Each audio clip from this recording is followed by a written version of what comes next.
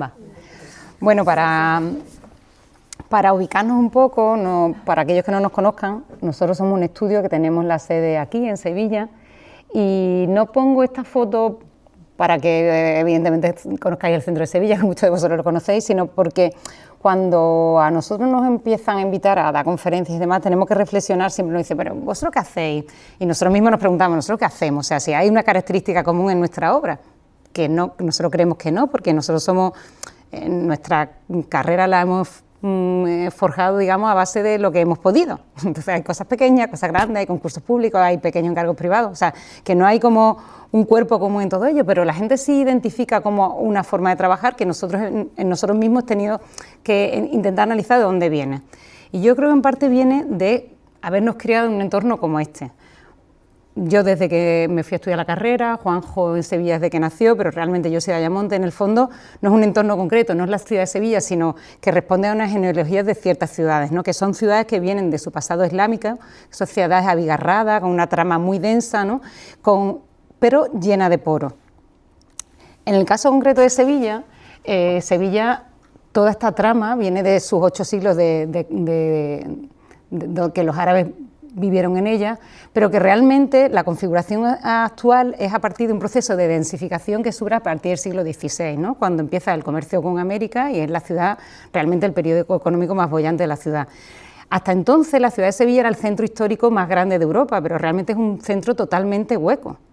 Estaba formado por edificaciones rodeadas de huertas y de tapias, pero estaba totalmente hueco. Entonces la ciudad de Sevilla sufre un proceso de densificación que es lo que hace, y muchas ciudades andaluzas también, que se llega a entender cómo están configuradas. Se configura a partir de la creación de vacíos que se van metiendo en la manzana para ir configurando las mansas construidas. No es una ciudad planificada como tal en el que se piensa lo construido, sino que se va pensando la concatenación de estos espacios.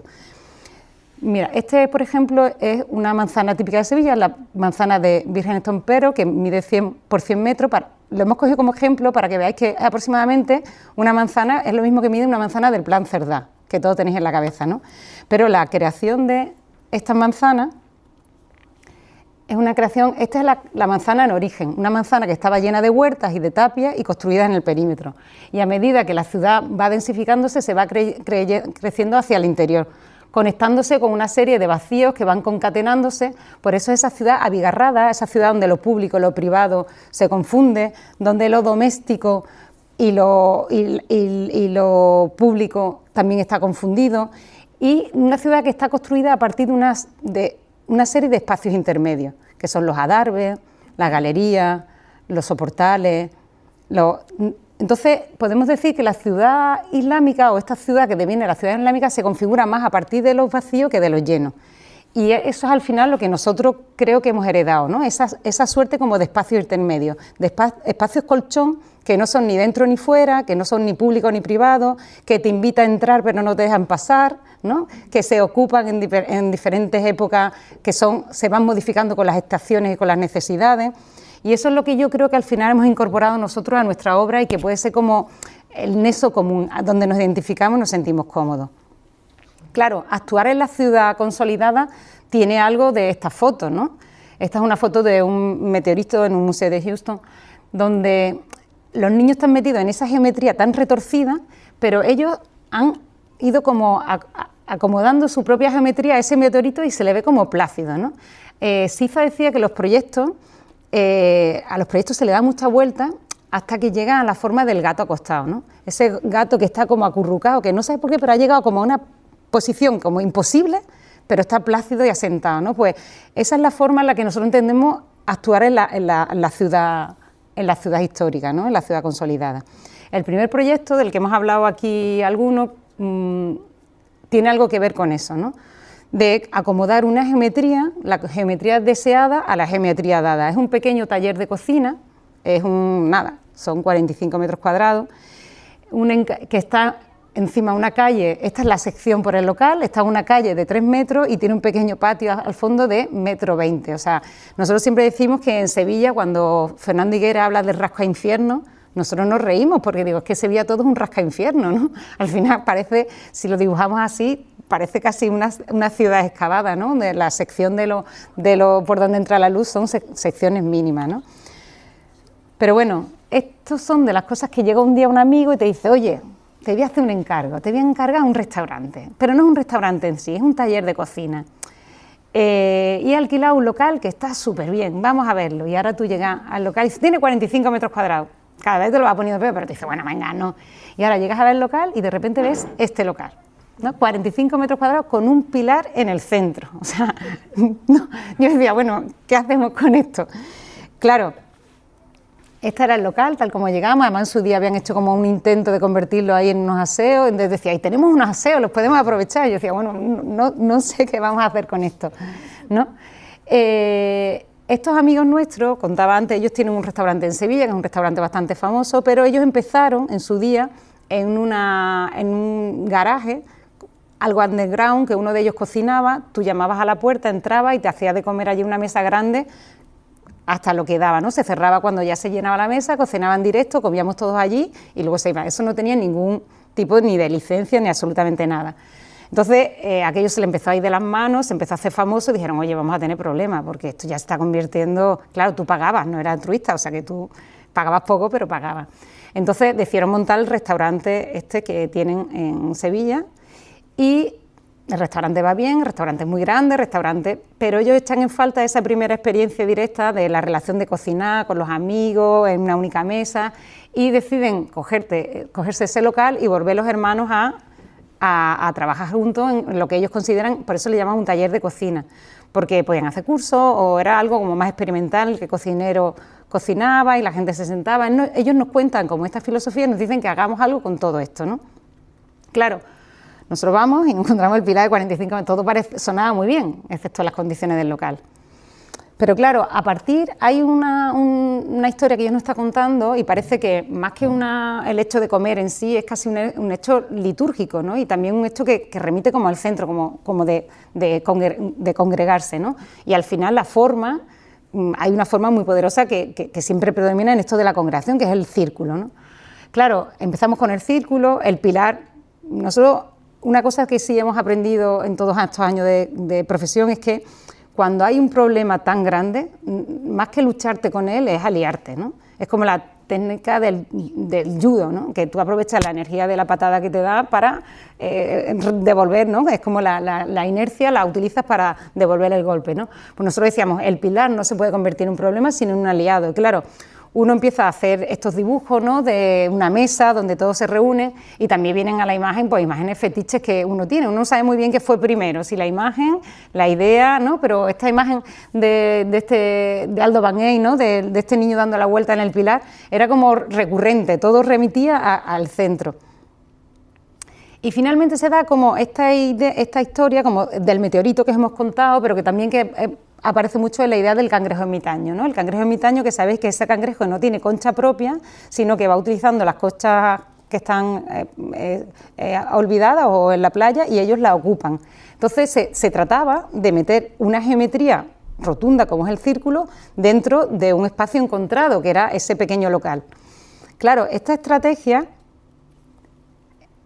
Cuando hicimos los primeros croquis, me acuerdo, y llegamos con esta maqueta, esta fue una maqueta que hicimos de trabajo para enseñárselo a los propietarios. La caja era más cutre, ya luego esa caja nos la hizo un carpintero, pero todo lo de dentro era así.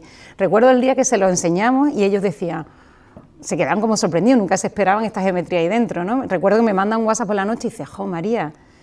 ¿Cómo no nos habíamos dado cuenta? Es que no vemos otra cosa allí que no sea el círculo, ¿no? Dice, es que lo resuelve todo. Y es verdad que en el fondo esta forma de operar no es algo nuevo, es como muy barroca, ¿no? Si nosotros vemos, por ejemplo, esta capilla de Saint-Marie-Preux-la-Porte en París, ¿no? Que nosotros estuvimos un año viviendo ahí al lado y vamos mucho, pero puede ser también San Carlino de la Cuatro Fontanes de Borromini, ¿no? En el que hay una geometría dada, que es la del espacio público, y una geometría deseada, en este caso la del círculo.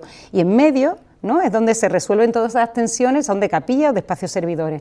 Pues en el fondo se trataba de hacer lo mismo, ¿no? Meter ese círculo que venía además marcado por esa mesa que al final era lo que se pedía, ¿no? Una mesa donde congregarse y cocinar todos juntos y meter en el perímetro todos los pequeños usos. Claro, fijaos que cumple de puta madre, perdón, ¿no? Que a nosotros mismos nos sorprendió, porque tenías que meter, esto es una zona acústicamente saturada, tienes que meter un vestíbulo previo para evitar el ruido, el aseo tenías que meter también el círculo de minusválidos, un pequeño office, la bodega, para guardar la vajilla, y todo se resolvía en esa piel gruesa, ¿no? Claro, finalmente era esto, al final se trataba casi como una arquitectura instalada, meter un mueble que resolvía casi un espacio escenográfico, ¿no? Como un día Elías Torres, que es amigo, cuando vio esta obra publicada, me llama un día y me dice: oye María, he visto lo que habéis hecho, me encanta, parece una capilla barroca japonesa. Digo, cógete, Elías, lo has clavado. No, porque es verdad, tiene como esa cosa de la arquitectura débil, ¿no?, japonesa, de algo que se ensamblado, montado, delicado, metido con esa geometría que es un recurso tan barroco, ¿no?, del espacio deseado frente al espacio encontrado. Y claro, y luego todo esto se resuelve con unos paneles de madera muy básicos, unos listones, que la piel en un momento dado se desvincula del círculo, ¿no?, para producir la apertura y permitir el acceso. Y en el otro sitio pues se desvincula para permitir el acceso al baño o al office.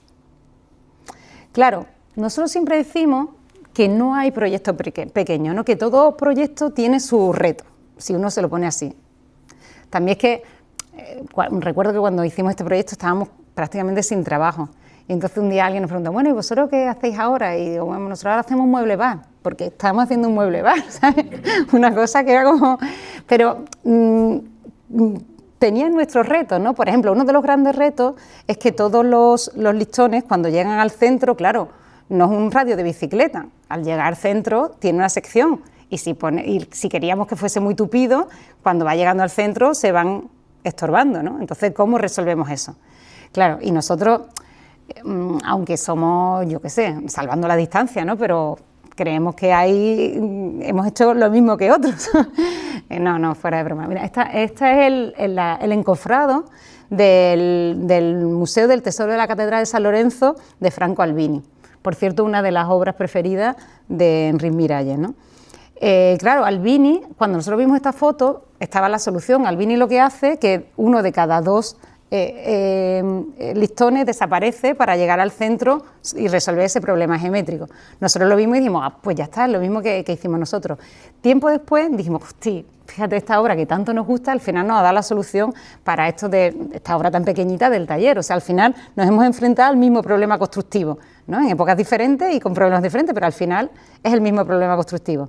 ¿Cuál fue nuestra sorpresa cuando tiempo después descubrimos esto?, que es la silla Margarita, una silla que ya había diseñado Franco Albini 5 años antes que la crista de San Lorenzo, donde ya estaba el problema. Fijaos ahí, ¿no?, cómo de repente resuelve también cómo esos elementos de caña van degradándose hasta llegar al centro para resolver ese mismo problema. O sea que al final la silla, la crista o nuestra capilla japonesa, ¿no?, estaban operando de la misma manera. Claro, al final era muy fácil, simplemente un anillo de compresión donde íbamos atornillando esos listones.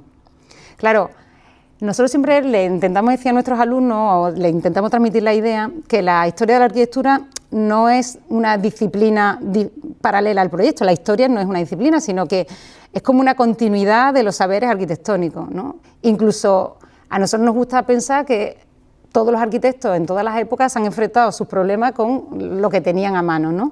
Y yo creo que esto lo expresa muy bien Francesco Venezia en esta especie de fotomontaje que hace con la Galería Nacional de Berlín y el templo de Paestum, ¿no?, en el que dice que al final se trata, los dos resuelven un basamento y después los dos tienen su columna, su fuste y su arquitrabe, ¿no?, y su basa, ¿no?, adaptado a la tecnología de la época. Bueno, y al final todo proyecto tiene como su momento, ¿no?, su momento decisivo en la obra. Y claro, el momento decisivo aquí en esta obra es replantear la mesa, porque es lo que tenía que caber y a partir de ahí todo. Claro, nos encontramos, cuando uno trabaja con amigos, ya se hace como una red de amigos. Y entonces Ricardo y Javier e Ignacio, los dueños de esto, nos dijeron, oye, queremos también que entre a formar parte de esto unos amigos nuestros que son ebanistas. Porque Ignacio, uno de los dueños de aquí de Té, que si alguno habéis ido es el que cocina muy bien, también es inventor. Y tiene un taller, de hecho, si lo buscáis en internet, súper bonito, es el inventor de las máquinas de bulería, que la exporta a todo el mundo. Es una máquina que a través de un sistema de palanca compone bulería. Es precioso, y además él hace las piezas, es súper bonito. Y entonces él trabaja con estos ebanistas que son los del taller de al lado. Entonces fuimos a él y le dijimos, bueno, venga, pues con vosotros hacemos la mesa, no hay problema. Y dijo yo, vale, pero nosotros hicimos estas plantillas, las replanteamos en el suelo y nos dijeron, vale, pero nosotros no trabajamos con cualquier madera, nosotros cogemos las maderas que se caen de los árboles de Sevilla, bien porque hay vendavales o bien porque el ayuntamiento nos llama que tienen maderas que si la queremos y nosotros las vamos a recoger. Las secamos, un proceso de secado mucho tiempo y las maderas con las que trabajamos son esas, con lo cual nosotros tenemos a lo mejor, en nuestro caso nos dijeron, pues mira, nosotros tenemos un tronco de un naranjo viejo de San Juan Bajo, un ciprés del cementerio, una amelia del convento de Santa Paula, una sófora del bar La Trinidad. Entonces nos fueron diciendo todo lo que tenían y claro, con lo que tenían daba para lo que daba. Y no tuvimos más remedio que diseñar la mesa como este password, que la gente dice, oye, lo del password, y digo, el password es una cosa de aprovechamiento, ¿no? Y finalmente, pues esta es la mesa, que tiene dos posiciones, porque el restaurante podía funcionar en alto o en bajo, ¿no? Y como, de hecho, últimamente estaba ya en alto con las sillas más bonitas, porque esas sillas no nos gustaron, se apañaron porque ya no había más con los retales de la mesa. Y bueno, y finalmente, esto es lo bueno de trabajar con amigos, que cuando, y de obras como esta, que ahora, aunque lo hemos dicho, está cerrada temporalmente, nos ha dado muchas satisfacciones y lo hemos pasado muy bien, ¿no? En la tradición de la cultura y de la arquitectura andaluza, el tema de las puertas y la exposición de las puertas tiene mucho que ver, ¿no? La arquitectura andaluza es mucho de seducir. Nosotros siempre decimos que no es pornográfica, es como de estas películas, ¿no?, que deja caer el hombre, te enseñase un poquito y ya te va como, ¿no?, esta idea de la puerta entreabierta, de la rendija, de va controlando los tiempos, ¿no?, y mostrándose como quiere. Cuando en 2015 la editorial Battlebook, no sé si la conocéis, que son gallegos, han estado llevando ahora la gestión de la Casa de Arquitectura, empezaron una editorial que para nosotros súper interesante, y los primeros números eran temáticos. Bueno, luego han sido temáticos, pero de otro tipo de temática, ¿no? Ahora son más políticos, antes eran como de temas que se sacaban de la chistera, pero que eran muy interesantes como puntos para reflexionar. Entonces, los primeros libros encargaban o llamaban a arquitectos y le pedían que hablasen sobre un tema. Y era una colección, compilaban todo eso en libros que tenían multiformato, ¿no? Algunos eran cómics, otros eran desplegables, otros eran textos. Entonces nosotros nos llamaron y nos dijeron que querían hacer un libro que se llamaba Las virtudes, donde se reflexionaba sobre las 40 virtudes que tenía que tener la ciudad en el Imperio Romano. Eran virtudes que, aunque se le asignaba a la ciudad, realmente eran las que tenían que tener los ciudadanos. Para ser un verdadero ciudadano tenía que cumplir una serie de virtudes, ¿no? Había la justicia, libertad, concordia, salubridad, fidelidad, piedad. Y a nosotros nos dijeron que nos había tocado clemencia. Y nosotros pensamos primero clemencia, clemencia, pues, esto como en arquitectura, como casa. Pero no, la clemencia en la ciudad romana era la hospitalidad. Aún así decíamos nosotros, bueno, ¿y cómo se reflexiona sobre la hospitalidad a través de la arquitectura? Y recordamos, este dibujo lo hicimos para aquel texto, en la casa andaluza, y todavía lo hay en muchos pueblos, en el pueblo de mi abuela, por ejemplo, en la Sierra de Huelva lo sigue habiendo, las casas siempre tenían doble hoja, ¿no?, un portón de doble hoja, y a su vez dentro tenía el postigo y el postiguillo, ¿no? Entonces, en función de cómo esté la posición de la puerta, estaba mandando un mensaje. O están descansando, o por ejemplo, si está entreabierta es que ha habido algo malo en la casa, pero puedes pasar, si es festiva se abre entera y se decora, si el postigo está en la hora de la siesta, o sea, es como el juego de los abanicos, ¿no?, en la cultura, el lenguaje de los abanicos en una época, pero con la posición de las puertas. En función de cómo se pongan las puertas, te está diciendo que puedes entrar y que eres bienvenido, o que están descansando que no se entra, o que están de duelo, o que es algo festivo. Entonces nos pareció algo bonito de cómo la arquitectura es capaz de, simplemente con la posición de las carpinterías, mandar esos mensajes de hospitalidad, ¿no? A raíz de esa reflexión, eso quedó ahí en nuestro background, ¿no? Y siempre volvía y volvía. Y hace poco tiempo tuvimos la oportunidad de hacer una casa que en Castilleja, en un pueblo del suburbio de Sevilla, que es un pueblo de origen agrícola, ¿no? Entonces llegaron los propietarios, son muy peculiares porque es una pareja de 70 años, que ella catalana, el asturiano, emigrantes en Bruselas, y cuando se jubilan deciden venir a España. Y por diferentes motivos descartan Asturias y Barcelona y quieren volver a Sevilla, donde tienen amigos, y establecerse allí. Y hacerse por primera vez en la vida su casa, porque hasta entonces han vivido de alquiler. Entonces nos encontramos con dos personas nacidas en España, su vida y su familia en Bruselas, y que deciden volverse aquí con 70 años y se van a hacer su primera casa. Claro, una responsabilidad para nosotros grande. Y se compran una parcela en Castilleja, que es una parcela, como todas las Castillas, que son parcelas muy alargadas porque vienen de su origen agrícola, donde la casa estaba delante y detrás eran pues las huertas, se guardaban los animales y demás. Estas casas, a su vez, eran casas como muy... Ay, perdón, ¿esto qué es? ¿Esto qué ha pasado?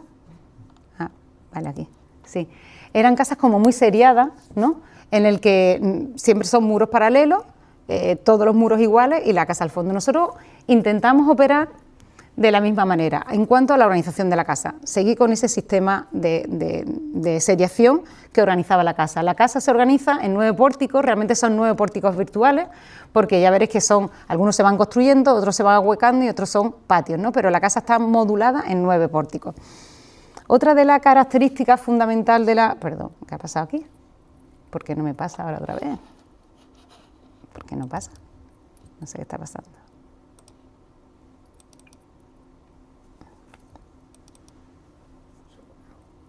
Ay.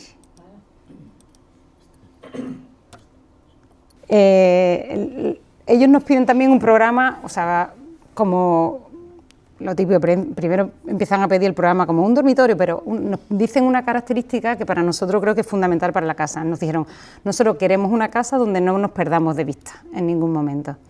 Entonces, claro, eso condiciona mucho una casa, porque al final es una casa, hemos intentado que una casa que no se pierdan nunca de vista, que la casa es una casa muy diáfana en el que la registras del principio a final, ¿no? Y luego está esta idea como de la casa y la relación con la ciudad, ¿no? Aunque parezca mentira, Castilleja es un pueblo en que su normativa dice que el pueblo tiene que ser eminentemente blanco y muros masivos. Claro, cuando nosotros acabamos la casa, nosotros queríamos incorporar esos elementos de la cultura popular, que es el balcón, la cornisa, ¿no? La celosía. Esta historia que hemos hablado de la casa que dialoga con la ciudad, una casa que se puede cerrar, que se puede abrir, que se puede abrir el postigo como diciendo estamos dentro, pero no paséis. Pero fue como muy polémica porque de repente dijeron, jo, la casa que han hecho esta gente, digo, el arquitecto municipal no se creía que fuéramos a hacer la casa blanca, como dice la normativa. Y yo le decía a la gente, bueno, es lo que ponía la normativa, pero claro, está un poco desvirtuada porque era un pueblo como todos los pueblos en blanco de Andalucía, eran que en pueblos agrícolas de tapias blancas. Entonces la normativa está bien expresada en el que decía que el muro tenía que ser blanco y que predominase el masivo sobre el hueco, ¿no? Y nosotros fuimos súper respetuosos. En esta idea como del masivo, lo masivo y lo hueco, otra idea que a nosotros también nos gusta mucho de la arquitectura andaluza es cuando el muro empieza a vibrar, ¿no? Con elementos como este, como la celosía. Esto es una foto muy fea, pero es un colegio que hay al lado de mi casa en Ayamonte, por el que yo pasaba desde pequeña. Y a mí me encantaba siempre este muro, porque depende de la hora del día que pasaba, el muro parecía que emitía luz y otra vez que la chupaba, ¿no? Y que el muro vibraba. Y era con estos pequeños huecos abocinados que en función de la posición del sol el muro iba vibrando, ¿no? Frente a los muros masivos de las otras casas, este muro era como, parecía que irradiaba luz. Este concepto siempre nos llamó mucho la atención y de las primeras obras que hicimos fue esta guardería en Ayamonte, en el que ya utilizamos esta historia, ¿no? Utilizar la celosía como ese elemento que filtra luz y que nos permite jugar, ¿no? con las reflexiones cuando pasa a través de ella, ¿no? Es como un filtro que parece que es telescópico, que es capaz de dimensionar las cualidades de la luz cuando la atraviesa. Igual que pasó en la guardería, claro, nosotros siempre trabajamos con presupuestos muy ajustados, no tenemos clientes que nos digan hacer lo que queráis, ¿no? En la guardería era más un proyecto público, era cómo hacer una celosía de la forma más barata posible, y utilizamos estas piezas prefabricadas, que son las que vemos en cualquier vivienda cerrando los tendederos, pero puestas masivamente y sin marco, parecía que las resignificábamos, ¿no? Era como, nosotros siempre pensamos que es como la cocina de mercado, tú cocinas con lo que tienes, pero si lo tratas con el cuidado oportuno, aquello acaba como pareciendo el manjar más exquisito, ¿no? Con la celosía de la casa de Castilleja pasaba lo mismo, teníamos que hacer esa celosía, no, y podía ser en hormigón, porque la casa es de ladrillo, porque la casa no tiene eso. Entonces, ¿cómo poder hacer esa celosía abacinada de forma barata? Y buscamos estas piezas que todos conoceréis, que son las piezas de los peldaños, ¿no? Y buscando combinaciones, ¿no?, hacia el interior conseguíamos el efecto que nosotros queríamos, y la colocación era muy, muy fácil, ¿no? Claro, esto no es nuevo. Realmente esta foto es de Palladio, ¿no? Palladio, cuando construía el palacio, él quería hacer un fuste de piedra, pero no había dinero para hacer piedra y lo hizo con estos ladrillitos, ¿no?, como teselas cuñitas de ladrillo que iba conformando el fuste, y luego lo estucaba y aparentaba que era mármol, ¿no? Esto lo cuenta muy bien Antón Capitel en El arte como arte impuro, ¿no? La arquitectura, perdón, como arte impuro. Y yo creo que yo valoro estas cosas, estos trucos como de mago, de parecer que una cosa es una cosa pero es otra, siempre y cuando sean auténticos, no que un suelo de cerámico parezca madera o al contrario. Pero estas cosas como de la dignidad constructiva a nosotros siempre nos llama mucho la atención. Y finalmente, pues así construimos la celosía de Castilleja, que hacia el exterior preserva esos hendiduras pequeñas que hace más masivo el hueco, y hacia el interior se convierte en esta membrana vibrante que además, al ser sur, pues va configurando la luz que atraviesa a través de esa celosía hacia la calle. Claro, y luego se recuperan los rictos, porque claro, tú decías, ¿qué sentido tiene este balcón de una casa que no da a la calle? Porque si os dais cuenta, esta casa colocamos un patio en fachada, que es además un patio que también viene mucho de la tradición andaluza, que era el patio de recibo, ese patio donde siempre decimos nosotros, este patio donde te dejan entrar pero no te dejan pasar. Tú llegas ahí, te reciben y la casa empieza a partir de ahí, que nos permitía hacer una casa muy abierta en planta baja, en una calle en la que es muy concurrida, y teníamos ese filtro de ese primer patio. Pero claro, la casa al retranquearse perdía esa condición de fachada con balcón.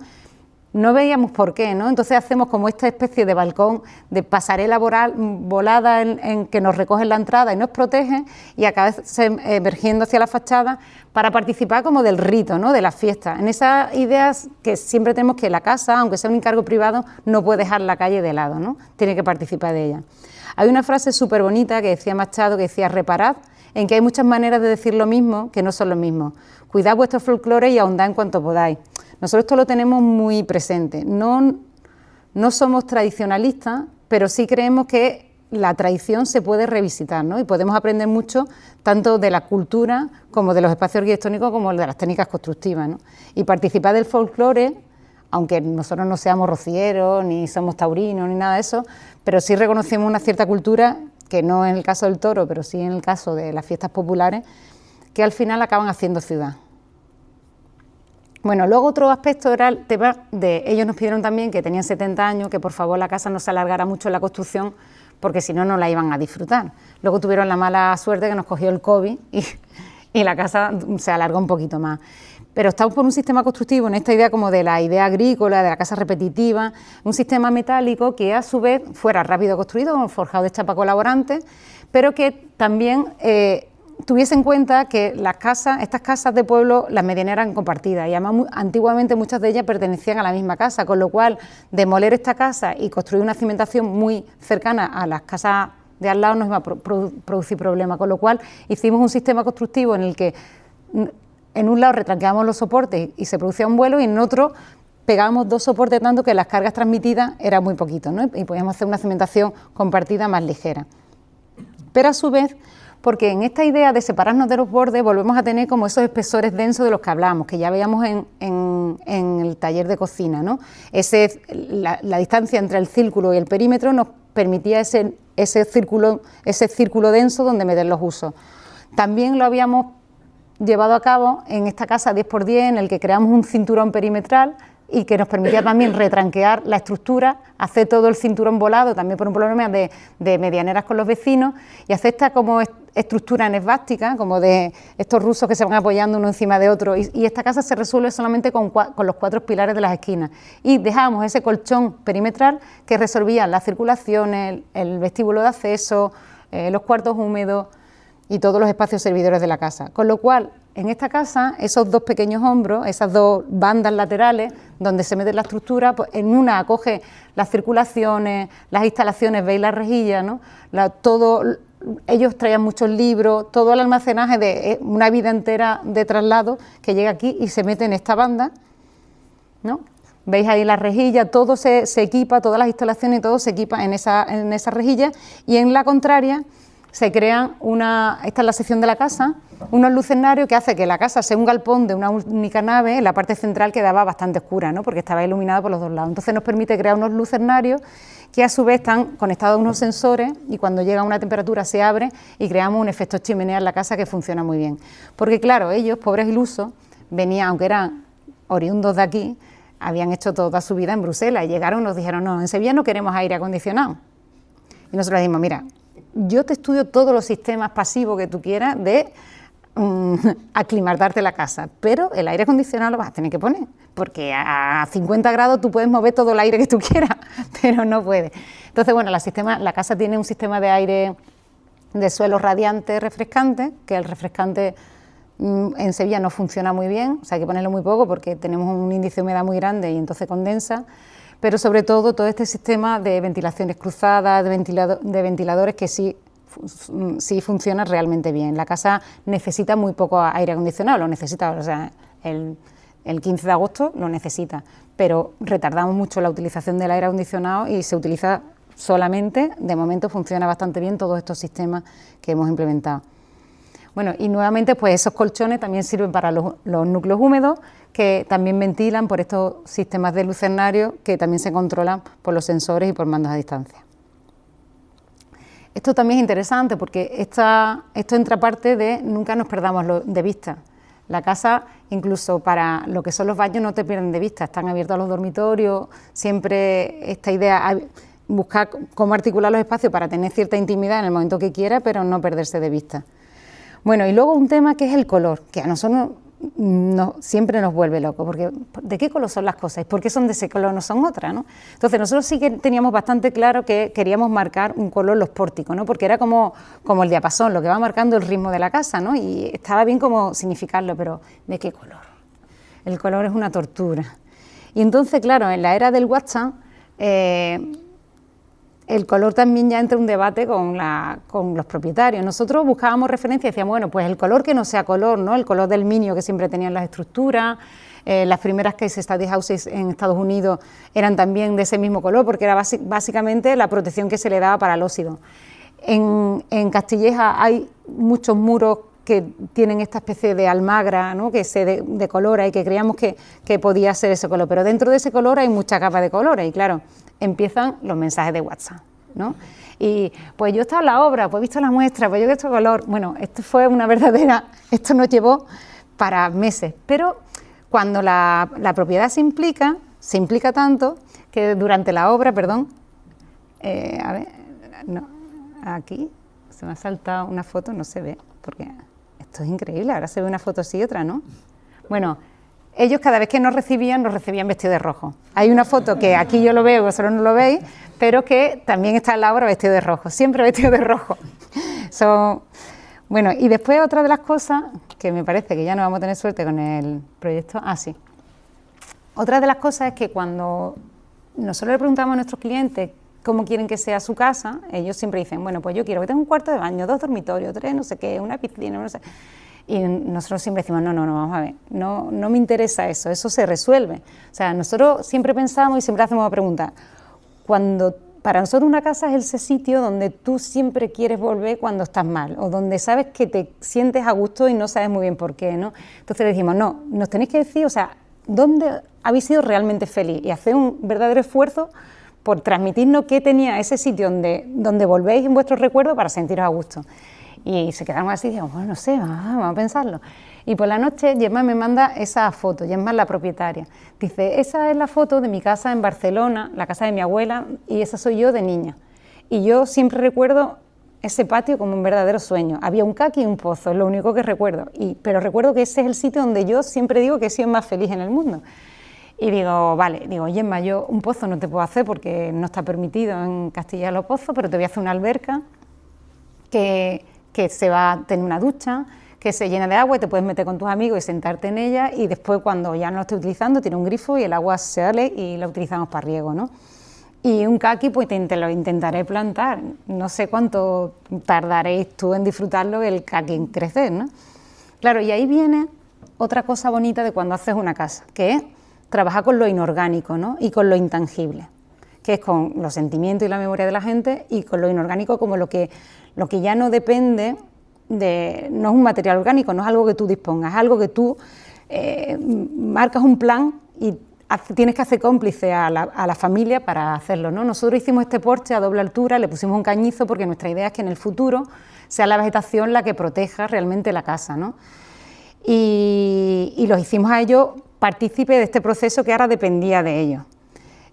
Claro, la casa se acabó, plantamos el caqui, la alberca, plantamos todo previendo, imaginando cómo sería esa casa, pero lo hicimos a ellos partícipes de acabarlas, ¿no? Aquí la casa se remata con un pequeño porche, que hay una cocina de leña exterior, donde a ella le gusta mucho cocinar y donde se reúne con los amigos.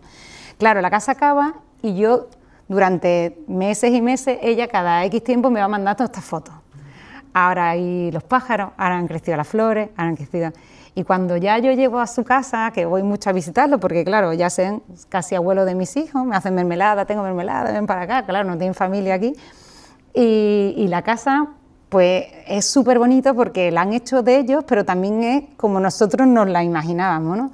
Y ya la casa es ya, como yo le digo a Gemma, ya esta parte la hemos hecho entre todos, ¿no? Y la casa sí, o sea, yo cada vez que voy, cada vez está más bonita, cada vez está más salvaje, y ese es el caqui, y ya tiene caqui, y ese día me llevé una fuentecita de caqui, todavía muy chiquitito, pero da mucha alegría. Bueno, este otro proyecto que os voy a contar es un cambio de tercio total, es un proyecto de paisaje, pero en el fondo no lo es tanto, porque también, aunque nos situamos aquí, en el Rompido, es una lengua de mar que además es el único terreno de España que crece año a año, o sea, crece a una velocidad como 30 y tantos metros al año de arena, ¿no? Por los sedimentos que va depositando, por un lado, el río Piedra y el Atlántico, ¿no? De hecho, hay un verdadero problema de costa, porque no son capaces de controlar la dinámica del litoral en la zona, y todas las playas de enfrente se están viendo bastante afectadas, ¿no? Pero la cosa que es esta lengua, que es un paraje natural, que en su día estuvo instalada aquí una almadraba. Las almadrabas fueron muy común, la pesca por almadraba en todo el litoral de España, de Italia, ¿no? Y además, de hecho, la primera almadraba en esta zona se remonta al siglo XVI. La almadraba era un sistema de pesca, si no estáis familiarizados con ello, no sé si sabéis cómo funcionaba, pero es un sistema, yo siempre me he criado en esta zona y siempre se habla de almadraba, pero no sabía muy bien cómo era. Aprovechaban el paso de los atunes, que se mueven de las aguas frías a las aguas cálidas cuando pasaban por el estrecho, ¿no? Y se crean como una especie de burladeros de redes, que se le hace una emboscada y entonces los atunes entran, se le van cerrando con las redes y ahora empieza una batalla cuerpo a cuerpo entre los pescadores con los atunes. Es bastante agresivo, ¿no? De hecho, todo el litoral está muy vinculado a la pesca de almadraba. Yo en mi pueblo, por ejemplo, a la gente que tiene dinero se le dice, parece capitán de almadraba, porque es como... Y además las almadrabas están como muy jerarquizadas, en como campamentos militares, tanto en su configuración como en los estatus sociales, ¿no? Este es uno de los cuadros que pinta Sorolla sobre el momento que llegan los atunes a almadraba, en este caso en Ayamonte, que está muy cerca de esta zona, ¿no?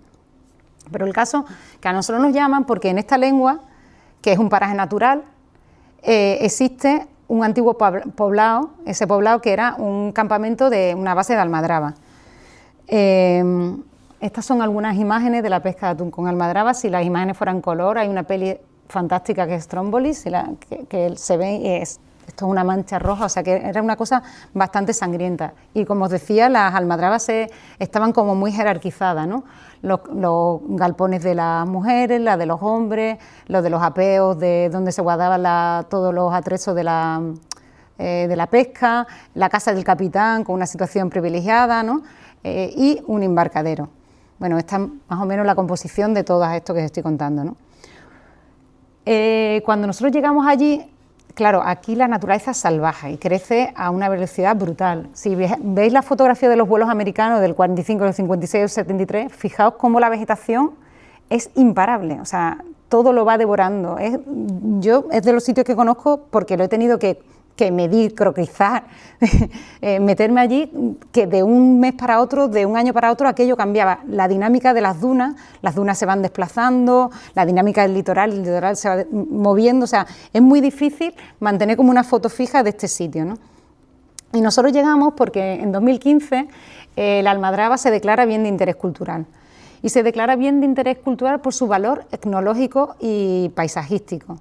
No porque realmente las construcciones son construcciones muy sencillas y muy malas, ¿no? Fabricadas de ladrillo, unos techos casi de uralita, pero es por su valor etnológico, porque cuenta un proceso de pesca que se está perdiendo y porque al final es una forma de cultura que está enraizada en una zona. Cuando nosotros llegamos, pues nos encontramos esto así y realmente nos llaman, cosa que esto pasa cuando se declara algo bien de interés, la administración que la tiene la obligación de conservarlo y ponerlo en valor, ¿no? Claro, y nos llaman a nosotros primero para decirnos, oye, que no tenemos esto, pero tenemos un marrón, porque esto es paraje natural, aquí no se puede llegar por ningún lado, o sea, por costa son más de 15 minutos por la playa con un jeep, y por barco se puede llegar, pero como no está esto, no hay un embarcadero ni nada, todo esto es fango cuando la marea está baja, pero el primer encargo que os hacemos es proteger el resto de las naves para que la gente no las siga expoliando, los que cruzan hasta allí, los pescadores, y además porque hay riesgos de derrumbe, y empezar a ponerlo en valor. Y como no hay mucho dinero, lo que vamos a empezar a poner en valor es el embarcadero. Y nosotros, súper bien, venga, pues vamos al embarcadero, vamos allí. El embarcadero es cuando la marea estaba abajo, este es el embarcadero, ¿no? Había los restos de un embarcadero que solo se veían si la marea estaba abajo, metido en el fango, los restos de una antigua caseta de gasoil y una masa verde impenetrable, ¿no? Y nos dicen, pues el embarcadero, que además como es paraje natural, solo se puede llegar como en embarcaciones ligeras, canoas, barcas y plantear un trazado peatonal que cruce hasta la otra orilla, que es donde está realmente el océano y donde están las playas vírgenes. Vale, nosotros dijimos, bueno, venga, pues vamos a hacer un levantamiento de esto. El levantamiento de esto era imposible, o sea, primero teníamos que esperar que la marea estuviese baja, luego allí tú llegabas y era 3 piedras para acá, 4 piedras para allá. Buscamos documentación y planimétrica de esto no había nada, evidentemente, esto no sabíamos cómo estaba construido, ni cómo era de alto, ni de bajo, ni nada. Lo único que encontramos, buscando y buscando, fue que la Escuela de Veterinaria de Córdoba grababa unos documentales sobre la pesca, sobre la ganadería en Andalucía, y entonces nos enteramos y entramos en los fondos audiovisuales que tiene, y encontramos unas películas donde se habían rodado en los años 50 una pesca con almadraba allí en la almadraba de Nueva Umbría, que es esta, y así rápido, esto lo veía así, está guay, pero esto en un momento pasa, son 2 fotogramas donde se veía cómo era el embarcadero.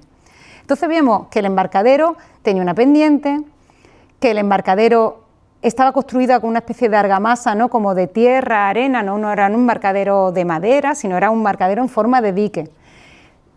Aunque la foto es en blanco y negro, pero se ve que había participado en una cierta gama cromática del color de la arena, que era como algo hecho con piedras, mezclado con tierra, no sabemos muy bien qué. Y después que por la casa del capitán, que sí sabíamos hasta dónde llegaba la marea allí, sabíamos que se inundaba, o sea que en algún momento desaparecía debajo del agua, ¿no? Y de hecho los palos estos de la esquina, aparte del amarre, marcaban como la baliza de donde acababa el embarcadero. Claro, nuestra misión era primero trazar qué queríamos hacer con eso.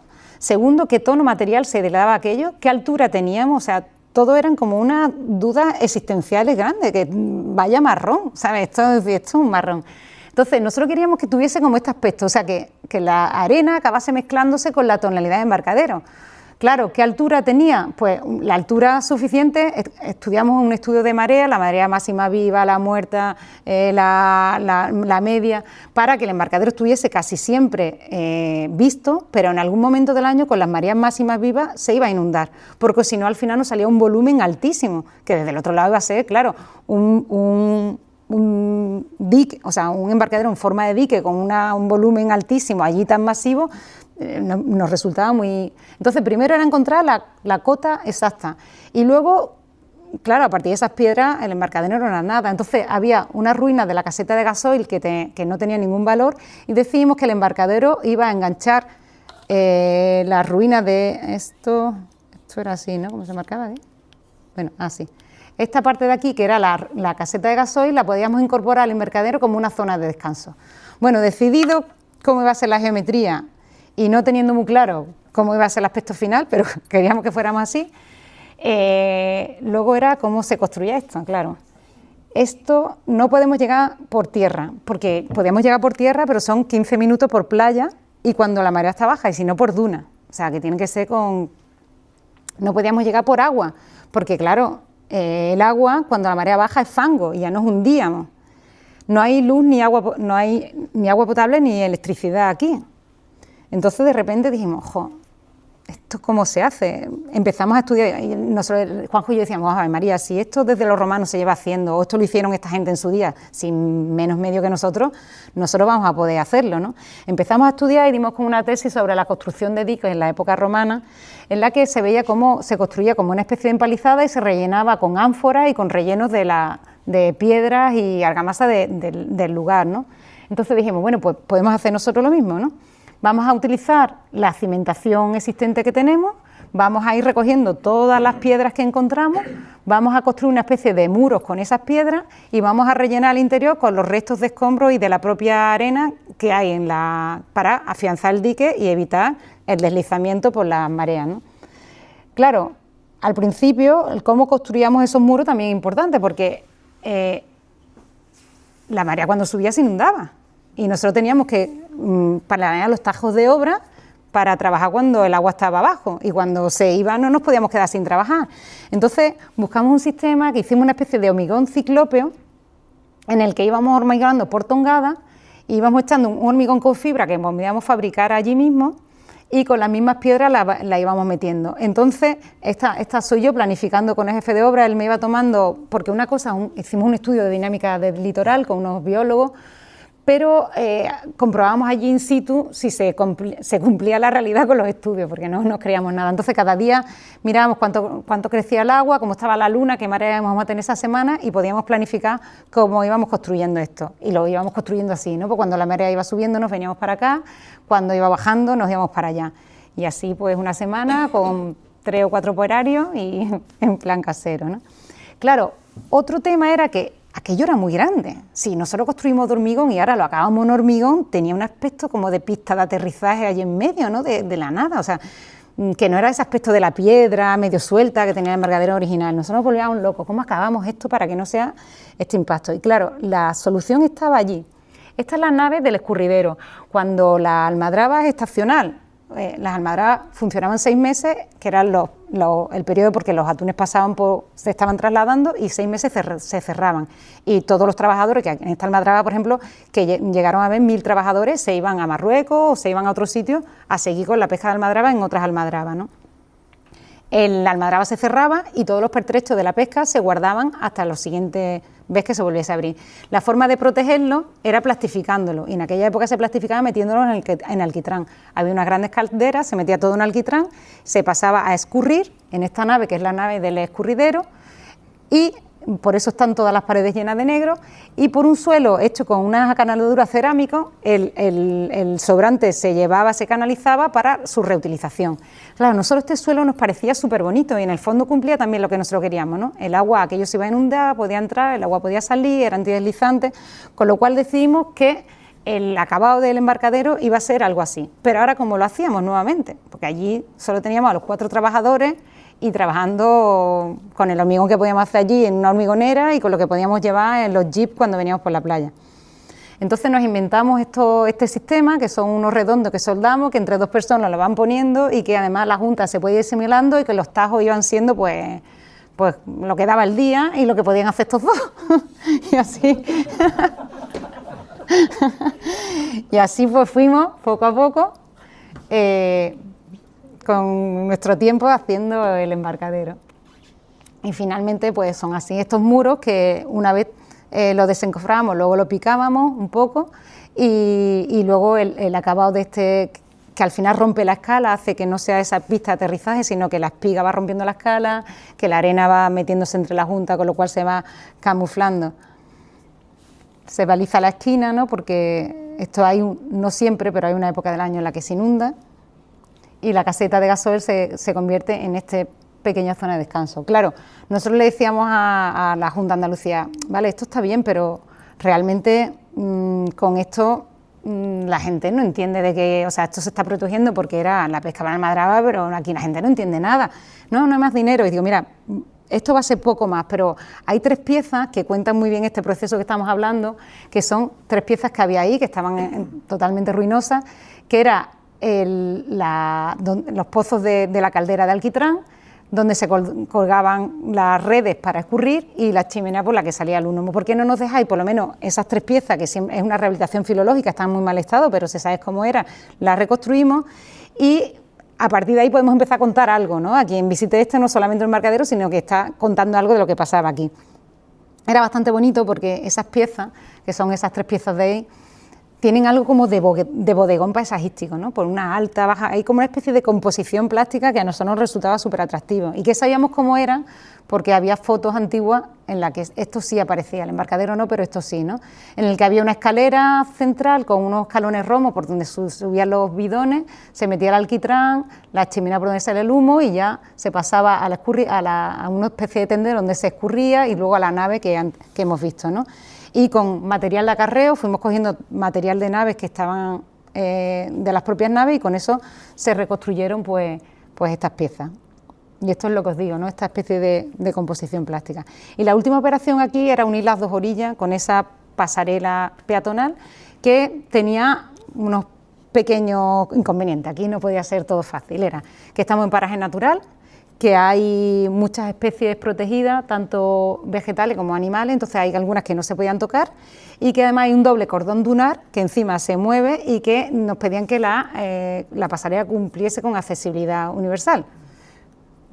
Tiene que llegar al embarcadero y luego llega allí, no sé, pero bueno, desde el embarcadero hasta allí teníamos que estudiar bien las pendientes, cómo superar esos 2 cordones que llegaban a 5 metros de altura, más ciertas especies que no podíamos tocarlas, ¿no? Y al final, pues, salvando todos estos inconvenientes, se traza la pasarela buscando donde prácticamente no tocábamos vegetación y consiguiendo hacer este trazado que nos permite ir solventando la pendiente de una forma suave. Y luego lo único que se hace es se coge un modelo de pasarela de catálogo, las escuadrillas de catálogo, pero lo que sí permitimos es que hiciésemos unas barandillas muy tupidas para que no hubiese acceso al paraje natural y también para tener esa sensación como de alfombra voladora que te va pasando entre el paraje, ¿no? Y acaba pues desembocando en la playa. Bueno, y ahora viene el triple salto mortal. Nosotros le llamamos a esta charla traslaciones porque hasta ahora nosotros, la traslación es esa cosa matemática, ¿no? que un cuerpo se mueve sin cambiar ni su forma ni su posición, ¿no? Es lo que hace el Sol alrededor de la Tierra. Entonces, siempre creíamos que nosotros más o menos siempre hacíamos la misma o teníamos la misma percepción de la arquitectura, que lo íbamos adaptando a los contextos, ¿no? Pero manteniéndonos como en ese... O sea, íbamos moviendo el vector, pero nosotros no nos movíamos, ¿no?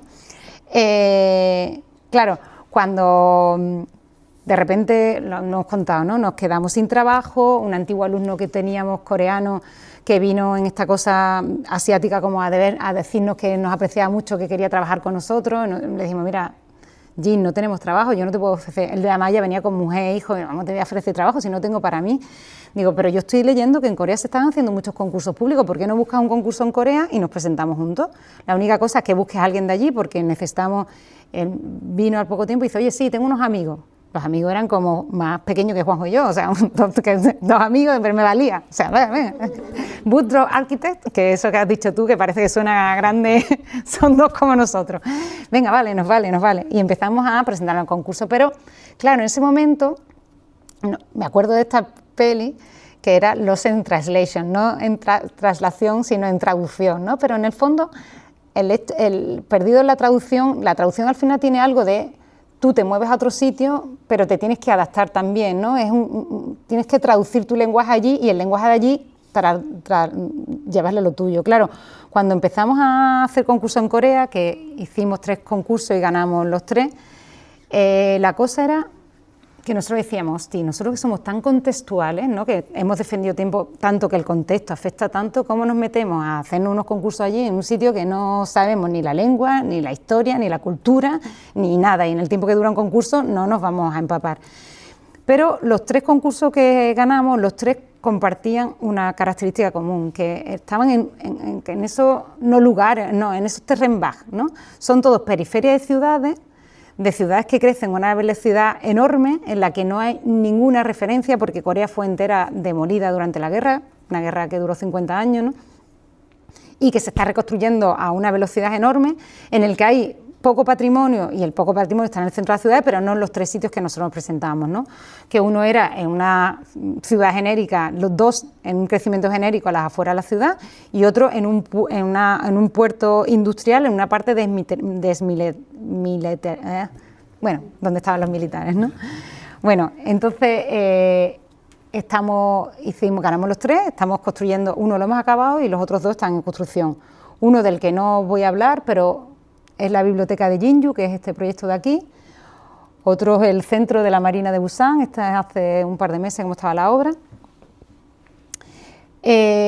Nosotros nos dimos cuenta que al final en este sitio donde no hay lugares, la forma en la que nosotros nos traducíamos o nos traslacionábamos era precisamente eso, en crear un lugar. Los 3 concursos los ganamos y además son 3 concursos que los tienes que exponer ante un jurado, y los jurados todos valoran como esa idea de crear un lugar público en un sitio en el que no hay nada, ¿no? En mitad de la nada.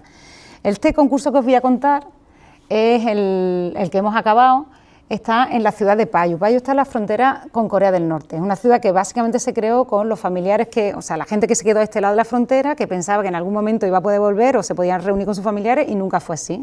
Y la ciudad fue creciendo, hasta que en el 97 se le da el nombre de ciudad. O sea, hasta ahora era algo amorfo, pero en el 97 ya tiene ciudades. Fijaos que esto es muy típico en Corea. Ese crecimiento de ahí es como un mantra infinito, que además si vas dentro de 2 meses, eso ha crecido mucho más, ¿no?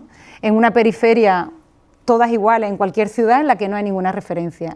Aquí había como una especie de parque periurbano, ¿no? Que pretende ser como un cinturón que vaya enganchando toda la ciudad y que está salpicado como de equipamiento. Hay una pequeña parroquia, aquí hay una pista deportiva, y que va unido como a una avenida de tránsito, de un tráfico enorme. Pero que en el fondo pensábamos que este parque en su día pues podría ser bonito. Pensar que el edificio es casi como una entrada al parque. El concurso planteaba la creación de 2 edificios en esa parcela. Uno para un centro de día para la tercera edad y otro un centro para rehabilitación de minusválidos. Lo que nosotros propusimos era no crear 2 edificios, o sea, sino crear aparentemente un único edificio que englobase los 2, ¿no? Y que fuese casi una puerta, que es la misma estrategia de la biblioteca de Payu, ¿no? Una puerta o un tránsito de entrada al parque. Pero a su vez el propio edificio crease un recinto interior, es como si hiciese un KitKat, ¿no? un paréntesis, capturara un trozo de ese parque, creando una isla medioambiental, que nosotros controlásemos las vistas, las ventilaciones, el soleamiento de ese espacio, pero que también tuviese ese carácter de puerta y de tránsito, como marcar un punto en algo que no existe nada, ¿no? Crear un espacio público, un espacio de encuentro. Realmente nosotros remitíamos a una cosa, a un término, a una tipología arquitectónica que es el madang. El madang es un patio en Corea, que es un patio siempre cerrado, rodeado de edificios, pero que tiene como características de plaza pública, siendo un patio, ¿no? Entonces nosotros remitíamos a ese concepto para crear algo público, ¿no? O un punto de encuentro en esa periferia infinita, ¿no? En ese no lugar. Optamos por hacer un edificio muy horizontal, que nos permitiese que no hubiese muchas circulaciones verticales, porque, como os hemos contado, a los dos usos que están destinados allí en Corea, lo hemos comentado antes, es como aquí con la certificación energética, tienen letra A, B, C, D, F y este edificio tiene que cumplir la máxima calificación en temas de accesibilidad, con lo cual se plantea un edificio prácticamente un basamento muy transparente que ha abierto ese patio, todos los usos en primera planta, accesible también, ahora lo veréis, por una gran rampa que conecta los porches de acceso en las dos plantas y dos pabellones en cubierta destinados a los usos administrativos. Al final está esta estrategia del patio que separa pero a la vez une, ¿no? Separa porque es un patio que es un tránsito hacia el parque, tiene dos porches de acceso que permite entrar a los dos edificios y que arriba se unen en planta primera y se convierte en una terraza también de juegos donde ponen las mesas de ping pong y demás, porque los coreanos juegan mucho al ping pong, ¿no? Y aquí no. Y esto es lo que os digo, ¿no? Una vez superas este porche, se crea en el interior como estas pequeñas islas sobre el que el edificio se envuelve, pero también es una especie de tránsito o una puerta de acceso al parque, y de donde sale esta rampa que nos conecta directamente también con el porche en la planta superior, con cual edificio tú puedes entrar por cualquier planta sin necesidad, aunque lo hay, de ascensores, y también hay rampas interiores, pero el edificio es totalmente accesible para el público en general. Claro, esta idea de patio, que para nosotros era como captar una porción de parque, para eso teníamos como dos preocupaciones. Una, que no podíamos eliminar la capa transpirable del suelo. Este edificio tiene una dotación de aparcamiento enorme, pero nosotros no queríamos construir debajo del patio porque eso nos impedía luego que plantar una vegetación grande o esa idea de prolongar la vegetación que venía del parque dentro del edificio. Y por otro era encontrar la escala justa del sitio, porque trabajamos desde la distancia, en un sitio con una referencia de esas plantas de altura. Entonces nosotros siempre recurrimos a una cosa que hizo un amigo nuestro, un compañero nuestro en la universidad, que ya se jubila, desgraciadamente, Ricardo Alario, que siempre decía que los arquitectos medimos muy mal, pero comparamos muy bien, ¿no? Entonces nos dedicamos a coger el edificio de Payo en rojo y a empezar a meter edificios que sí controlamos muy bien cuánto miden. En concreto este es el monasterio de San Jerónimo en Sevilla. ¿Cuál fue nuestra sorpresa? Que cuando los metimos, el patio medía exactamente lo mismo, ¿no? Entonces dijimos, pues esa escala funciona. Cuando estamos allí funciona como espacio. Dijimos, pues venga, esta es la escala, ¿no? Y a partir de ahí, el edificio todo es muy modular, porque el edificio se tiene que proyectar desde la distancia, hace un proyecto de ejecución desde la distancia, los usos pueden ser cambiables, entonces todo se tiene que utilizar soluciones estandarizadas, porque en Corea... no en Corea hay de todo, llega de todo lo que tú quieras, pero la construcción pública está muy limitada, porque allí tienes muy poca materia prima, porque hay muy pocas marcas de construcción y de patentes coreanas, y el gobierno coreano te obliga a que solo puedes utilizar lo de allí, en obra pública, y puedes exportar de fuera si no lo hay allí. O sea, si empresa de iluminación hay allí, la tienes que utilizarla de allí, y es muy básico. Ascensores, para decirlo, por ejemplo, ascensores no podíamos, esto de un doble embarque, eso no, porque las marcas de allí no lo tenían. O sea, y tú decías, bueno, pero si no lo hay, puedo traerlo de fuera. No. Entonces, y luego otra condición es que allí te beneficia proyectar un hormigón armado, porque como Corea es una isla, o sea, no es una península, pero realmente es una isla, porque se conecta con el resto del mundo por Corea del Norte, es infranqueable, ¿no? Entonces ellos no tienen materia prima apenas, entonces ellos tienen que importar todo. El gobierno coreano hace a principio de año una tasación como una compra masiva del hormigón que se va a utilizar en toda la obra pública en ese año, para fijar el precio y no estar sometido a las fluctuaciones del mercado, que es lo que a ellos les desestabilizan. Entonces, si utilizas hormigón armado, te puntúan más, porque ellos saben cuánto pueden controlar el coste del edificio mejor si utilizas hormigón. Bueno, para nosotros fue, bueno, venga, pues utilizamos hormigón, además ellos trabajan en el hormigón de maravilla, yo nunca he visto trabajar en hormigón también, o sea que para nosotros también fue como una sorpresa. Y a partir de ahí, todo el edificio en concurso se moduló a una retícula de 8×8, que encajaba todo. Luego en fase de ejecución se cambió a 7,8, pero todos los pilares son 7,8, y luego este perímetro que va enganchando, porque claro, Los dos edificios tenían que tener 2 auditorios y un núcleo de comunicación, que son esas cajas que arriostran el edificio. Y luego el perímetro, este perímetro que va enganchando como parece que se ordenó todo y luego une los puntos, ¿no? Lo que quedaba era esta geometría exterior. Claro, el edificio al final, aunque parezca compacto, es muy poroso, ¿no? Y siempre está continuamente con esa transparencia al parque. Y esto es lo que decía, ¿no? Este es el porche superior donde se colocan las mesas de ping-pong y donde te deja la rampa y estos hormigones que ellos hacen de maravilla. Y esto que os contaba, lo de accesibilidad, ¿veis esas manchitas amarillas, los pilares, todo ese tipo de cositas? Son el top de la accesibilidad allí. Luego cuando la asumes, al principio decía, pero voy a pintar el hormigón de amarillo y voy a poner unos círculos, pero luego ya... esto fue una obra, una de las fotos que hicimos en una de las visitas de obra allí, que claro, te maravillas con el hormigón. Aparte ellos tienen empresas especializadas en repasos de hormigón y cada obra te traen 4 empresas, tú eliges la que quieras, o sea, es una... Luego, como no íbamos a poder controlar la obra en sí y los acabados estaban tan limitados, optamos por un edificio muy crudo, que básicamente la estructura, que era lo que controlaban, el hormigón lo contase todo, las instalaciones vistas y siempre la referencia del parque o del Madán, el patio japonés, ¿no? Esta es una de las salas de fisioterapia allí, ¿no? Siempre con la referencia al patio interior. Cuando las salas quieren como mayor privacidad, se colocaban en los extremos y rodeados de vegetación. Las aulas, los comedores, las salas de reuniones. Claro, cuando hemos hecho las fotos, no las hemos podido hacer con gente porque es un centro asistencial, igual que aquí nos lo dejan, pero me hace mucha gracia porque la ciudad de Payu es muy activa en las redes y los ciudadanos están continuamente colgando fotos, vídeos del edificio, con lo cual estamos muy al día de lo que pasa porque es que no paran.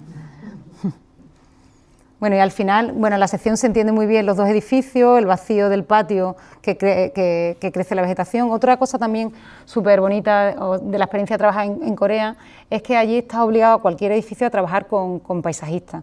De hecho, igual en la normativa urbanística te dice, pues la edificabilidad tiene que ser tanto, la ocupación tiene que ser tanto y en función de la parcela, tanto tiene que ser la superficie verde de tu edificio, que la puedes poner donde quieras.